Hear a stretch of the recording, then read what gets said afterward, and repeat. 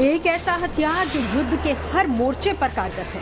एक ऐसा हथियार जो सरहदों से परे है, जो अनंत ताकत को समेटे हुए है। आसमान से लेकर जमीन तक और अंतरिक्ष से लेकर पाताल तक हर चुनौती से निपटने की ताकत है उसके पास। यह हथियार है मिसाइल, जिसे युद्ध का ऑलराउंडर कहें तो शायद गलत नहीं होगा।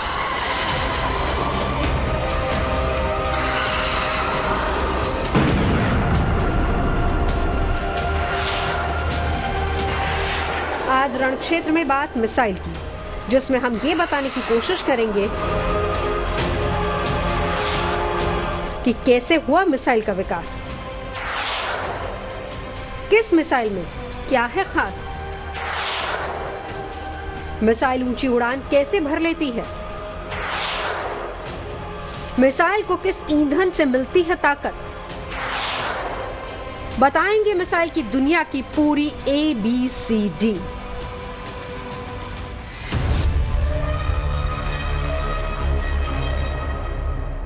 तो सबसे पहले जान लेते हैं कि मिसाइल क्या होती है। दरअसल ये अपने तरह का एक सेल्फ प्रोपेल्ड हथियार है, जिससे सटीकता से निशाना लगाया जा सकता है। इसमें विस्फोटक भर के भी ले जाया जा सकता है। न सिर्फ सेनाओं बल्कि कई टारगेट्स को ये निशाना बना सकती है और न्यूक्लियर वॉरहेड ले जाने में भी ये पूरी तरह से सक्षम है। दुनिया में आज के समय युद्ध करने के तरीके बदल गए हैं। मिसाइलों ने युद्ध में क्रांति ला दी है। इसकी वजह है कि ये कुछ मिनटों में ही हजारों किलोमीटर की दूरी तय कर लेती है। साथ ही दूर से बैठकर अपने टारगेट पर सटीक निशाना भी लगा सकती है।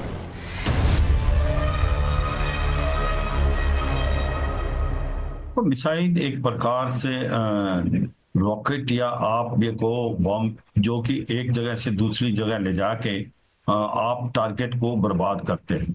और मिसाइलें कई तरह की होती हैं, कुछ क्रूज मिसाइल भी हैं, कुछ प्लास्टिक मिसाइल भी हैं।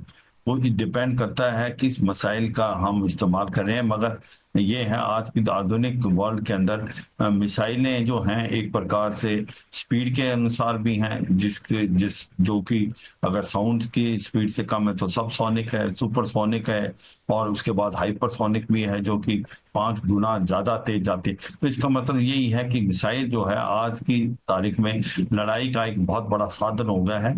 और दोनों एडवर्सरीज हैं, चाहे आप हो या आपके एडवर्सरी हो, मिसाइल का भरपूर इस्तेमाल कराते हैं लड़ाई के समय।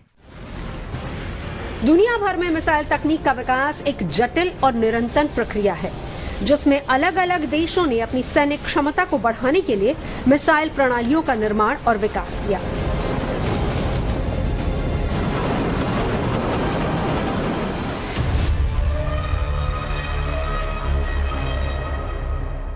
कहते हैं कि तर्क के मामले में विज्ञान का सहारा लिया जाता है, और विश्वास की बात करें तो हमेशा धर्म की बात होती है।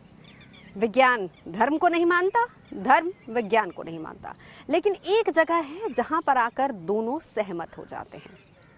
दरअसल मिसाइल के मामले में ये दोनों एक जगह पर आकर टिकते हैं। ब्रह्मोस मिसाइल के अगर इतिहास को खंगाला जाए तो पता चलता है कि कैसे धर्म की कल्पनाओं पर यह कहीं ना कहीं आधारित है।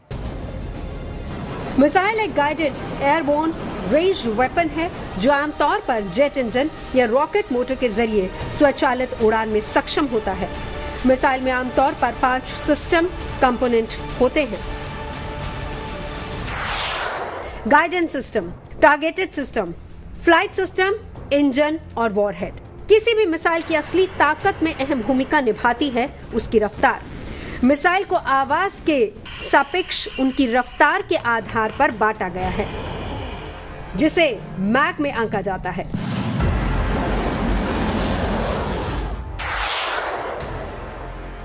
रफ्तार के आधार पर मिसाइल को 3 कैटेगरीज में बांटा जाता है: सबसोनिक, सुपरसोनिक और हाइपरसोनिक। आवाज से भी धीमी गति रफ्तार से चलने वाली मिसाइल को सबसोनिक कहा जाता है। भारत की Prithvi short range ballistic missile subsonic category में आती है। वहीं सुपरसोनिक मिसाइल वो है जो आवाज की रफ्तार यानी कि मैक 1 से ज्यादा, लेकिन मैक 5 से कम स्पीड से चलती है। भारत की BrahMos supersonic cruise missile supersonic missile की कैटेगरी में आती है। तीसरी कैटेगरी है हाइपरसोनिक। हाइपरसोनिक शब्द का मतलब है कि मिसाइल की रफ्तार आवाज की स्पीड यानी कि मैक 5 से ज्यादा हो। यानी जो मिसाइल मैक 5 की रफ्तार से ज्यादा चलती है उसे हाइपरसोनिक मिसाइल कहा जाता है। भारत की शौर्य और सागरिका मिसाइल हाइपरसोनिक कैटेगरीज में आती है।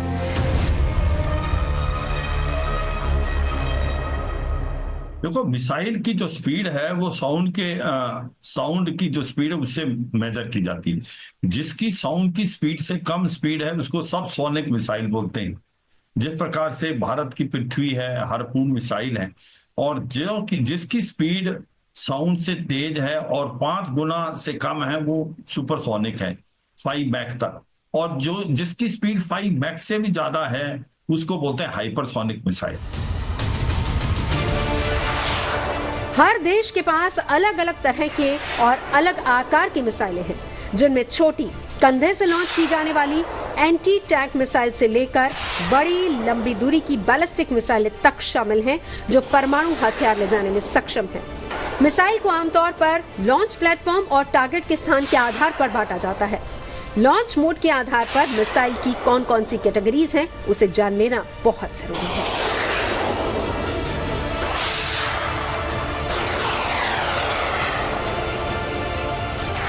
सतह से सतह पर मार करने वाली मिसाइल, इसे जमीनी टारगेट पर हमला करने में इस्तेमाल किया जाता है।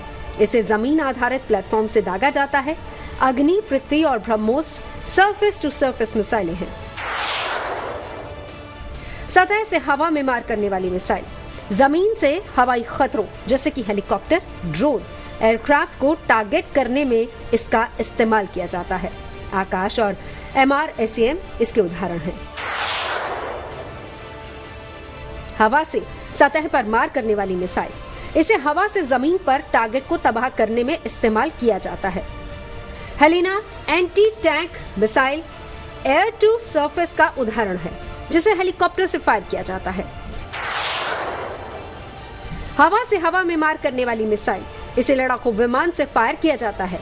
तेजस फाइटर प्लेन में इस्तेमाल होने वाला अस्त्र BVR इसका अच्छा उदाहरण है। एंटी शिप मिसाइल, जिसे युद्धपोत या फिर सबमरीन से लॉन्च किया जाता है। ब्रह्मोस एक एंटी शिप मिसाइल है जिसका तोड़ चीन और पाकिस्तान के पास नहीं है। एंटी टैंक मिसाइल, इसे टैंक या फिर पैदल सेना की ओर से इस्तेमाल किया जाता है। सैनिक कंधे पर रखकर भी इसे फायर कर सकते हैं। FEM 92 स्ट्रिंगर एंड LGLA इसका उदाहरण है।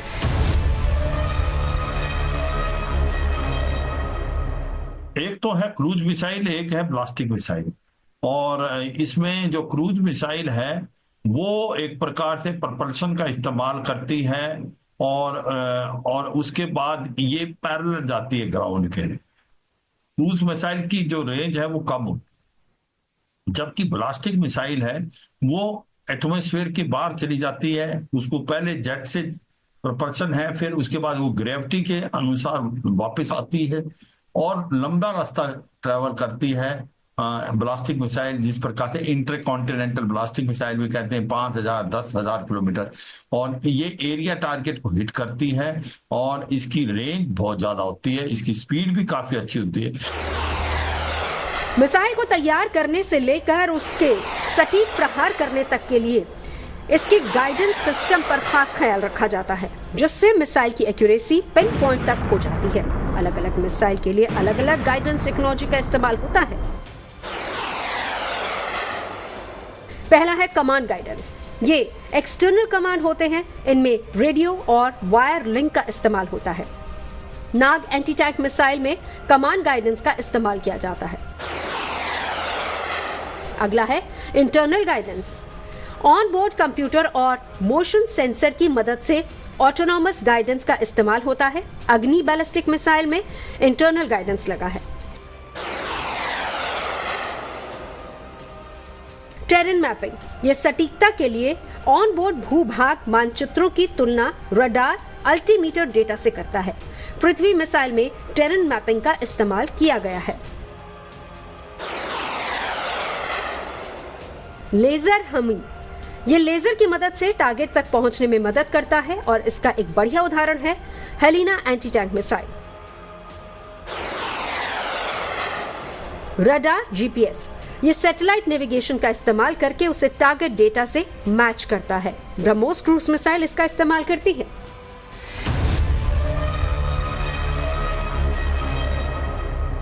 मिसाइल का अपना एक प्रकार गाइडेंस सिस्टम होता है, जिसके तहत वो फ्लाइट के दौरान उसका इस्तेमाल करके वो टारगेट पे गाइडेड जाता है, प्री फिक्स किया जाता है, और कई बार इन एयर भी उसको चेंज किया जाता है। मगर ये सच्चाई है कि आज की तारीख में जो आधुनिक सिस्टम लगाए हैं, जो कि गाइडेंस सिस्टम में, वो खुद ही देख के, और अगर टारगेट मूव भी कर गया तो वो अपने आप करेक्शन देते हैं, और इन फ्लाइट करेक्शन दी जा सकती है, और वो टारगेट को पिन पॉइंटली हिट करते हैं, और जिस प्रकार से वो हिट करते हैं वो उस इलाके पे हिट करते हैं जो कि सॉफ्ट पोर्शन होता है। मिसाइल में रॉकेट जैसे इंजन होते हैं जो इन्हें ऊंचाई तक उड़ान भरने में मदद करते हैं। अब मिसाइल कैसे आगे बढ़ती है, इसे स्पीड देने में किस तरह का ईंधन और कितनी ऊर्जा का इस्तेमाल होता है, ये मिसाइल के प्रकार पर भी निर्भर करता है। इनमें सॉलिड फ्यूल और लिक्विड फ्यूल का इस्तेमाल होता है। मिसाइल में मुख्य रूप से दो प्रकार के ईंधन का इस्तेमाल किया जाता है, ठोस ईंधन यानी कि एल्यूमिनियम पाउडर, और तरल ईंधन यानी कि हाइड्रोकार्बन।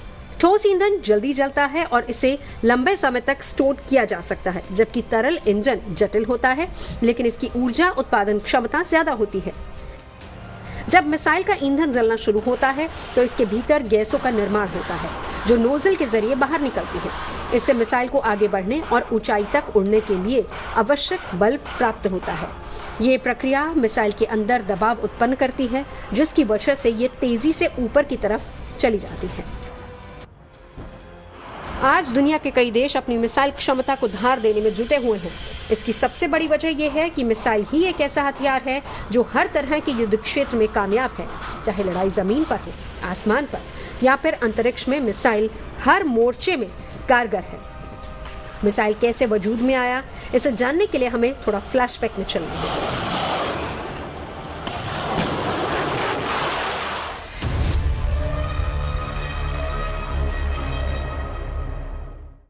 दुनिया में पहली मिसाइल कब बनी, कैसे बनी, किस देश ने इसकी शुरुआत की और किस किस ने इसमें उसकी सहायता की, सब कुछ जानने के लिए आपको चलना होगा पहले विश्व युद्ध के उस दौर में जिस वक्त मिसाइल की सोच पर काम शुरू हुआ।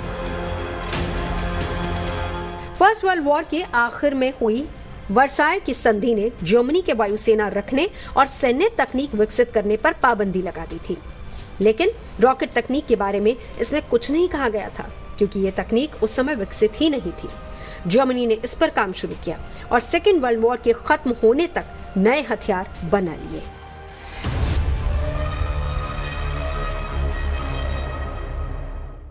मिसाइल के बारे में जब भी बात होती है तो केवल दो ही देशों का नाम सबसे ऊपर आता है और वो है अमेरिका और रूस, क्योंकि कहा यही जाता है कि मिसाइल शक्ति के मामले में यही दोनों देश अव्वल हैं।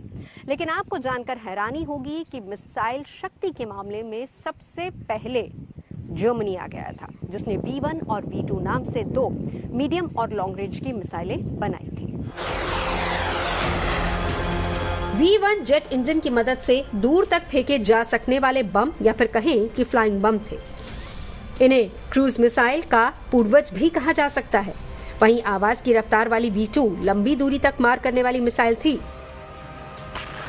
हालांकि दोनों में खामियां थी जिसे बाद में दुरुस्त भी कर लिया गया। जर्मनी के ये दो हथियार आज की तारीख के क्रूज और बैलिस्टिक मिसाइल हैं। क्रूज मिसाइल में जेट इंजन लगा होता है। इसे जमीन, आसमान और समंदर से छोड़ा जा सकता है। वहीं बैलिस्टिक मिसाइल में एक से ज्यादा जेट इंजन हो सकते हैं। क्रूज मिसाइल वायुमंडल के भीतर रहकर धरती की सतह के नजदीक उड़ते हैं, जबकि बैलिस्टिक मिसाइल वायुमंडल से बाहर आ जाती है और फिर से वायुमंडल में प्रवेश करती है। क्रूज मिसाइल आमतौर पर एक पेलोड ले जाती है, वहीं बैलिस्टिक मिसाइल एक से ज्यादा पेलोड ले जाने में सक्षम है। आमतौर पर क्रूज मिसाइल की रेंज 500 किलोमीटर से कम होती है, जबकि बैलिस्टिक मिसाइल की रेंज 500 किलोमीटर से ज्यादा होती है।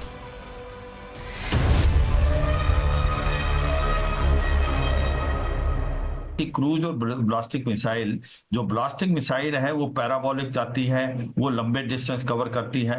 पहले उसको propulsion से ऊपर फेंका जाता, फिर ग्रेविटी का इस्तेमाल करती है। ये एटमॉस्फेयर के बाहर भी चली जाती है और लॉन्ग रेंज पे जाती है।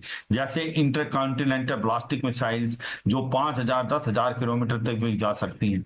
जबकि क्रूज मिसाइल हैं वो उसकी रेंज छोटी होती है। वो जो है जेट प्रोपल्शन की मदद से जाते हैं, वो जमीन से ज्यादा ऊपर नहीं उठते हैं, उनकी रेंज भी कम होती है, मगर उनकी जो टारगेट हिट करने की काबिलियत और क्षमता जो है वो ज्यादा काबिल होती है।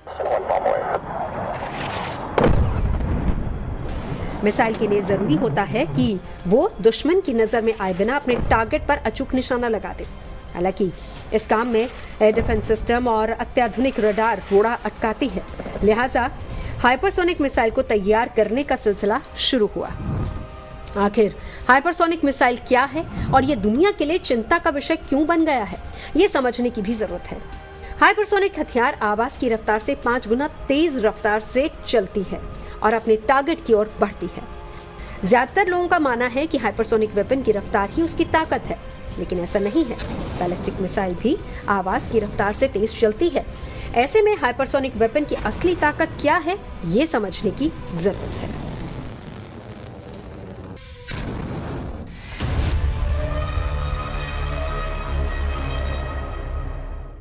दरअसल हाइपरसोनिक मिसाइल को एक व्हीकल के जरिए अंतरिक्ष की तरफ ले जाया जाता है, जहां से वो अपने टारगेट की तरफ बढ़ती है और ग्लाइड करती है। ये इतनी तेजी से चकमा देती है कि इसे कोई भी एंटी मिसाइल सिस्टम ट्रैक तक नहीं कर सकता और अपने निशाने पर ये सटीक हमला करती है। बैलिस्टिक मिसाइल को जब एक जगह से लॉन्च किया जाता है तो पता चलता है कि उसका टारगेट कहां है और वो किसे निशाने पर लेगी। ऐसे में इन मिसाइलों को ट्रैक करना आसान होता है। इसके साथ ही लॉन्चिंग के साथ ही बैलिस्टिक मिसाइलों की दिशा में बदलाव नहीं किया जा सकता। वहीं लॉन्चिंग के साथ हाइपरसोनिक मिसाइलों की दिशा में परिवर्तन किया जा सकता है।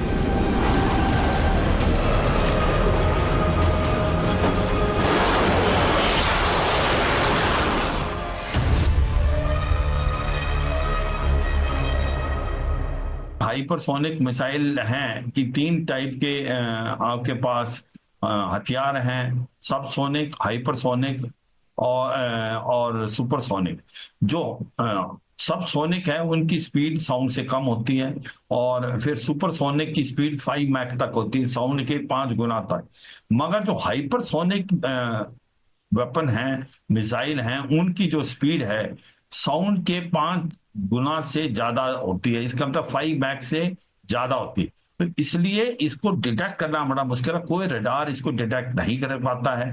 जिस प्रकार से रूस ने कंजाल मिसाइल बनाई है वो एक हाइपरसोनिक मिसाइल है, और इसी प्रकार से चीन ने भी हाइपरसोनिक मिसाइल बना ली है। हाइपरसोनिक हथियार सबसोनिक मिसाइलों से कहीं तेज रफ्तार से अपने टारगेट की ओर बढ़ते हैं, लेकिन इनकी रफ्तार इंटरकॉन्टिनेंटल बैलिस्टिक मिसाइल से बेहद कम होती है। हाइपरसोनिक हथियार सिस्टम 2 तरह के होते हैं। पहला हाइपरसोनिक ग्लाइड व्हीकल और दूसरा हाइपरसोनिक क्रूज मिसाइल। जिस तरह एक सर्फर समंदर की लहरों पर ग्लाइड करता है, ठीक उसी तरह से हाइपरसोनिक हथियार हवा में ग्लाइड करते हैं, जिससे इसे रोकना आसान नहीं होता। हाइपरसोनिक हथियार की एक और खासियत होती है कि ये कम ऊंचाई पर भी उड़ान भर सकते हैं।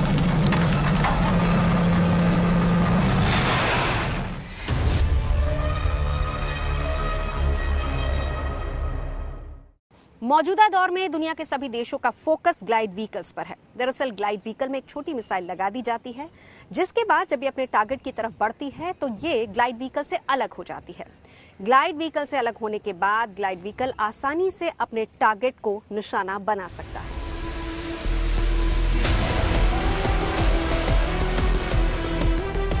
हाइपरसोनिक हथियार बनाने की दिशा में भारत ने भी अपना कदम आगे बढ़ा दिया है। HSTDV यानी कि हाइपरसोनिक टेक्नोलॉजी डेमोन्स्ट्रेटर व्हीकल के परीक्षण की शुरुआत हो चुकी है। 27 जनवरी 2023 को DRDO ने HSTDV परीक्षण किया था, जो सफल रहा।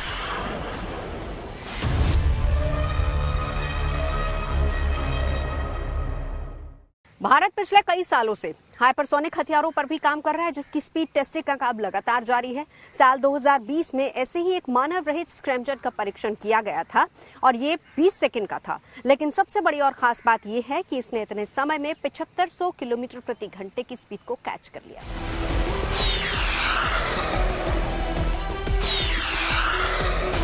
हाइपरसोनिक टेक्नोलॉजी डेमोन्स्ट्रेटर व्हीकल को लॉन्च कर भारत ने दुनिया को दिखा दिया कि ऐसी कोई रफ्तार नहीं जहां तक उसकी पहुंच नहीं। हाइपरसोनिक व्हीकल का ट्रायल एक ऐसी कामयाबी है जो हिंदुस्तान की ताकत में कई गुना ज्यादा इजाफा करेगी।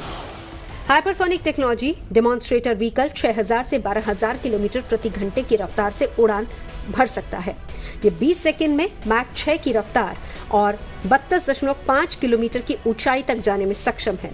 HSTDV के परीक्षण के बाद भारत के रक्षा क्षेत्र को और अधिक मजबूती मिलेगी, क्योंकि इसके साथ ही भारत उन चुनिंदा देशों के क्लब में शामिल हो जाएगा जो हाइपरसोनिक मिसाइल बनाने में सक्षम है।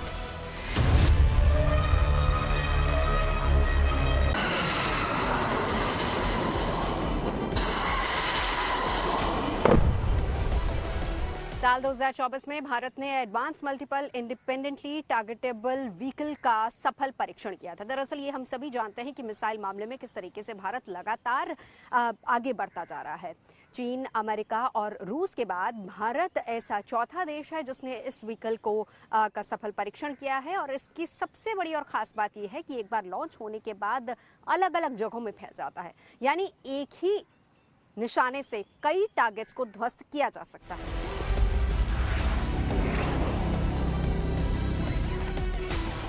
भारत की इंटरकॉन्टिनेंटल बैलिस्टिक मिसाइल अग्नि 5 MIRV यानी कि multiple independently targetable re entry vehicle तकनीक से लैस है।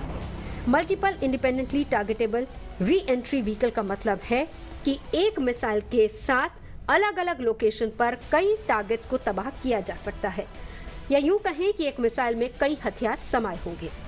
दरअसल MIRV टेक्नोलॉजी की वजह से मिसाइल के ऊपरी हिस्से में 2 से 10 हथियार लगाए जा सकते हैं, जिससे एक मिसाइल से अलग अलग टारगेट्स को तबाह करना आसान हो जाएगा।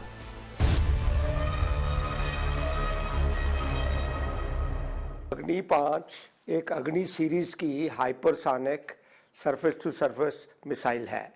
ये मिसाइल जो है इसके ऊपर प्रोग्राम तब शुरू हुआ था जब 1982-83 में अब्दुल कलाम साहब ने शुरू किया था integrated guided missile development programme.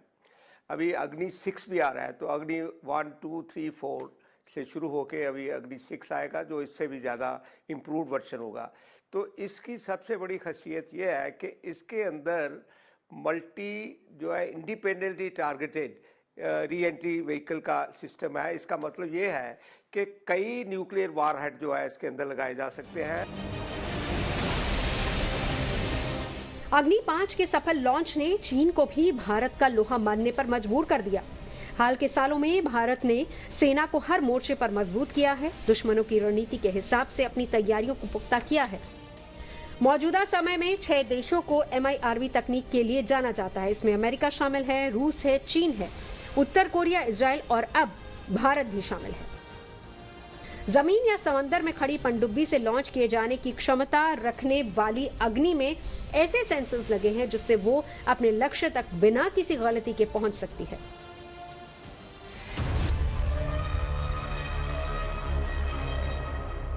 ICBM की कैटेगरी में आने के लिए जरूरी है कि मिसाइल 5000 किलोमीटर की रेंज को कवर करे, यानी कि इतनी दूरी पर निशाना लगाने में सक्षम हो।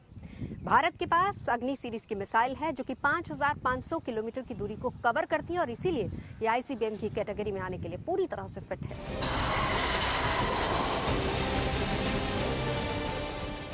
भारत के पास अग्नि सीरीज की बैलिस्टिक मिसाइलें हैं जो अलग अलग रेंज और ताकत की हैं।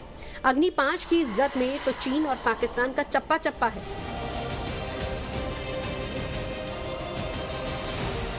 देश की सबसे ताकतवर मिसाइल अग्नि 5 भारत की लंबी दूरी की सतह से सतह पर मार करने वाली बैलिस्टिक मिसाइल है, जो कि 5000 किलोमीटर दूर दुश्मन के ठिकानों को तबाह करने की ताकत रखती है, जो अपने साथ 1.5 टन के हथियार भी ले जा सकती है। अग्नि 5 भारत की पहली और एकमात्र इंटरकॉन्टिनेंटल बैलिस्टिक मिसाइल है जिसे डीआरडीओ यानी कि रक्षा अनुसंधान एवं विकास संगठन ने बनाया है। कुछ रिपोर्ट्स में तो यहां तक दावा किया जाता है कि अग्नि 5 8000 किलोमीटर दूर तक हमला करने में सक्षम है। आईसीबीएम अग्नि 5 29,000 किलोमीटर प्रति घंटे की रफ्तार से हमला करने में सक्षम है। परमाणु हथियार ले जाने की ताकत रखने वाली अग्नि 5 मिसाइल 1.5 मीटर तक के टारगेट पर अचूक निशाना लगाने में सक्षम है। पिन पॉइंट एक्यूरेसी अग्नि 5 मिसाइल को बेहद घातक बनाती है। अग्नि 5 मिसाइल की रफ्तार और अचूक प्रहार की क्षमता अग्नि को इंटरकॉन्टिनेंटल बैलिस्टिक मिसाइल की दुनिया में एक अलग मुकाम पर ला देती है।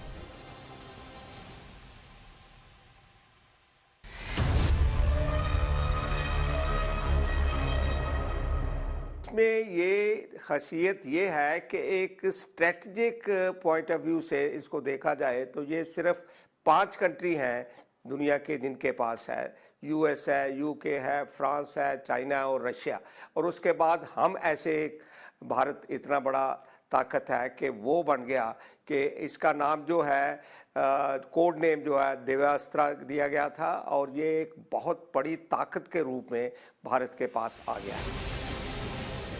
अब आपको अग्नि 5 की ताकत को समझाने के लिए भारत और चीन की दूरी के साथ मिसाइल को टारगेट तक पहुंचाने वाला वक्त भी बताते हैं।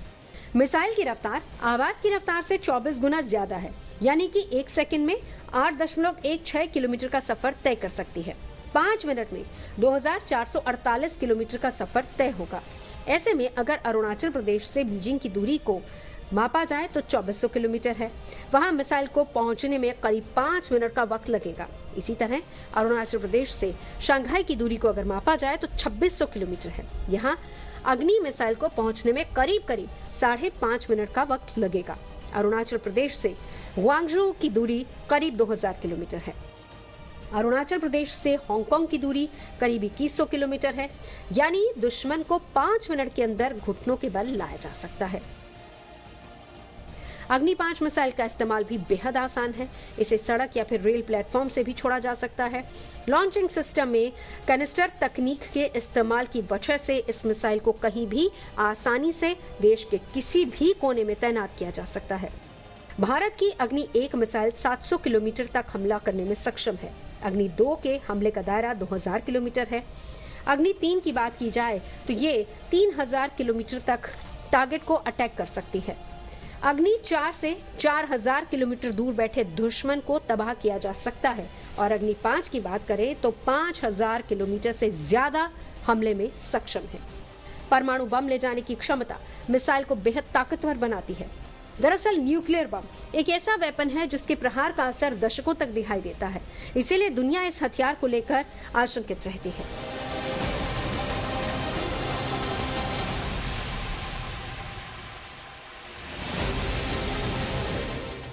भारत ने अग्नि 5 को विकसित करने का ऐलान साल 2007 में किया। इस मिसाइल के बारे में वैज्ञानिक एम नटराजन ने पहली बार योजना बनाई थी। न्यूक्लियर ताकत से लैस अग्नि 5 मिसाइल का 9 बार सफल परीक्षण हो चुका है। आईसीबीएम अग्नि 5 का पहला सफल परीक्षण 19 अप्रैल 2012 को हुआ था।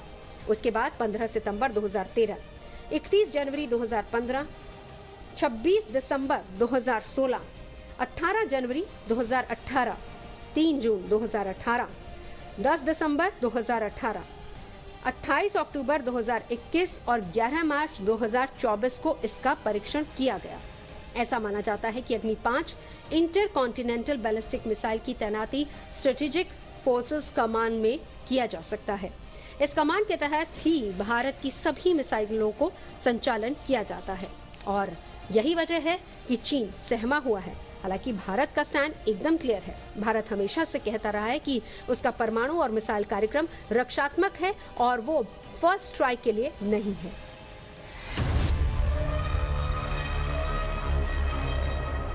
कि हम परमाणु हथियारों का प्रयोग करने में पहल नहीं करेंगे। No first use. हमने ये भी कहा कि जिनके पास परमाणु शस्त्र नहीं है, हम उनके विरुद्ध उनका उपयोग नहीं करेंगे। कहते हैं कि जिस देश का स्पेस प्रोग्राम जितना सफल होगा, उसका इस्तेमाल न्यूक्लियर वेपन को यूज करने और दुनिया में कहीं भी टारगेट पर इस्तेमाल करने में आसान होता है। अगर कोई देश मीडियम साइज सैटेलाइट अर्थ के हायर ऑर्बिट में लॉन्च कर सकता है, तो वो आसानी से स्पेस लॉन्च व्हीकल की मदद से दुनिया में किसी भी लोकेशन को डिस्ट्रॉय कर सकता है। और इस बात से कोई भी अनजान नहीं है कि आज इंडिया का स्पेस प्रोग्राम कितना सफल है।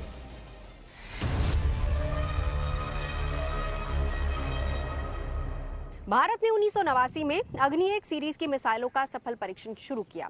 उस दौर में अमेरिका, रूस, चीन और फ्रांस ही ऐसे देश थे जहां पर जिनके पास इस तरह की मिसाइलें मौजूद थी। वक्त के साथ साथ मिसाइलों को अपग्रेड किया गया और अग्नि सीरीज की मिसाइलें तैयार होती गई। इसके सफल परीक्षण के बाद भारत ने PSLV का भी सफल परीक्षण किया, जो कि 4 रेंज व्हीकल है। वैसे देखा जाए तो इस डेवलपमेंट ने अग्नि 2 की नींव रखी। अग्नि 2 में 2 सॉलिड फ्यूल स्टेजेस थे, जिसकी रेंज 2000 किलोमीटर है, जिसकी मदद से पाकिस्तान और दक्षिणी चीन तक टारगेट को आसानी से डिस्ट्रॉय किया जा सकता है। धीरे धीरे ये कारवा बढ़ता गया और आज भारत ने अग्नि 5 तक की ताकत हासिल कर ली है।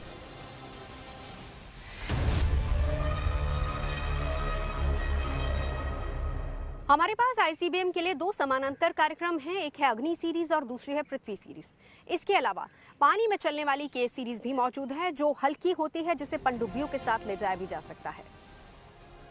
भारत ट्रायड ताकत से भी लैस है, यानी कि जमीन से लेकर आसमान और समंदर तक से परमाणु अटैक की ताकत। भारत के पास पनडुब्बी से दागी जाने वाली बैलिस्टिक मिसाइल K-15 सागरिका है, जो परमाणु हथियार ले जाने में सक्षम है।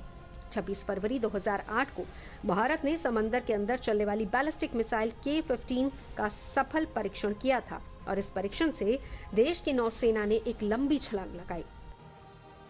पनडुब्बी से दागी जाने वाली K-15 सागरिका मिसाइल की रेंज 750 से 1500 किलोमीटर है, जो 9260 किलोमीटर प्रति घंटे की स्पीड से दुश्मन की ओर बढ़ती है। एक रिपोर्ट के मुताबिक K-15 मिसाइल 500 से 800 किलो वजन के वॉरहेड ले जा सकती है। K-15 सागरिका पनडुब्बी से छोड़ी जाने वाली बैलिस्टिक मिसाइल है। इसे अरिहंत न्यूक्लियर पनडुब्बी में तैनात किया गया है।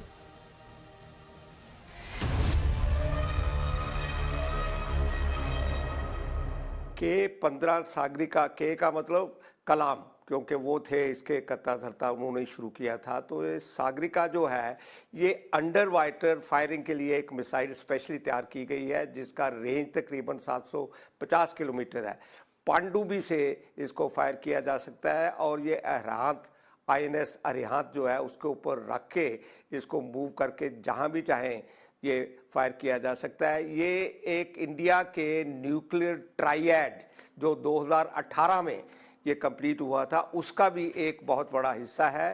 तो आसमान में और ज़मीन पर और पानी के अंदर इंडिया की, भारत की ताकत को ये बहुत बड़े तरीके से बढ़ा देगा। पाकिस्तान और चीन दोनों ही पड़ोसी और दुश्मन देशों के साथ भारत समुद्र में भी युद्ध के मोर्चे पर है। एक तरफ चीन परमाणु क्षमता वाली कई सबमरीन्स विकसित कर चुका है, लिहाजा भारत के लिए जवाबी कार्रवाई के लिए K फैमिली की मिसाइलों का सफल परीक्षण करना बेहद जरूरी और अहम हो जाता है। समंदर बेस्ड पानी के अंदर न्यूक्लियर क्षमता से लैस हमलावर मिसाइलें होने से भारत की परमाणु शक्ति दोगुनी हो जाती है। भारतीय सेना के पास K-15 के 2 वेरिएंट्स मौजूद हैं। पहली पनडुब्बी से दागने की क्षमता और दूसरी जमीन से दागी जाने वाली मिसाइल। जमीनी वर्जन का नाम है शौर्य। शौर्य बैलिस्टिक मिसाइल है जो परमाणु क्षमता से लैस है। बताया जाता है कि शौर्य मिसाइल टारगेट की ओर बढ़ते हुए लास्ट स्टेज में हाइपरसोनिक स्पीड हासिल कर लेती है।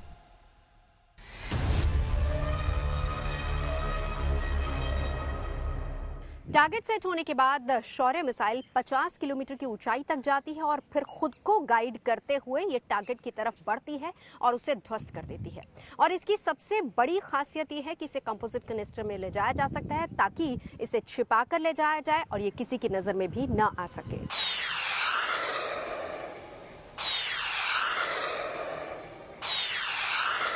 शौर्य मिसाइल की रफ्तार की बात की जाए तो ये इतनी तेज है कि सीमा पर बैठे दुश्मन के रडार को इसे डिटेक्ट करने और इंटरसेप्ट करने के लिए 400 सेकंड से भी कम का वक्त मिलता है। शौर्य की रफ्तार 7 मैक यानी 2.4 किलोमीटर प्रति सेकंड है। इसकी मारक क्षमता करीब 800 किलोमीटर है और ये अपने साथ 200 से 1000 किलोग्राम वजन के हथियार ले जा सकती है।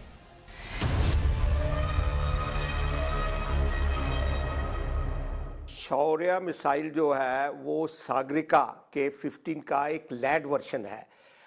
फ़र्क ये है कि इसका रेंज जो है 700 से लेके 1900 किलोमीटर तक है और ये दोनों मिसाइल जो हैं डीआरडीओ ने डेवलप की और भारत डायनेमिक्स लिमिटेड हैदराबाद में इनको मैन्युफैक्चर किया जाता है, जहां पर डिफेंस रिसर्च लेबोरेटरीज हैं और वहां पर ही इसका मैन्युफैक्चर होता है। के श्रेणी की मिसाइल श्रृंखला ने भारत की ताकत को मजबूत कर दिया है। इसको पूर्व राष्ट्रपति एपीजे अब्दुल कलाम के नाम पर रखा गया था।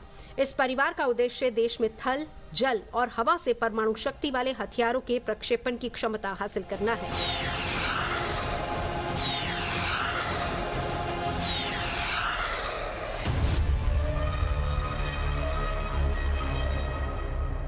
रण क्षेत्र में मेरे यानी नवजोत रंधावा के साथ अभी के लिए बस इतना ही। देश और दुनिया की तमाम अच्छी खबरों के लिए आप देखते रहिए गुड न्यूज टुडे।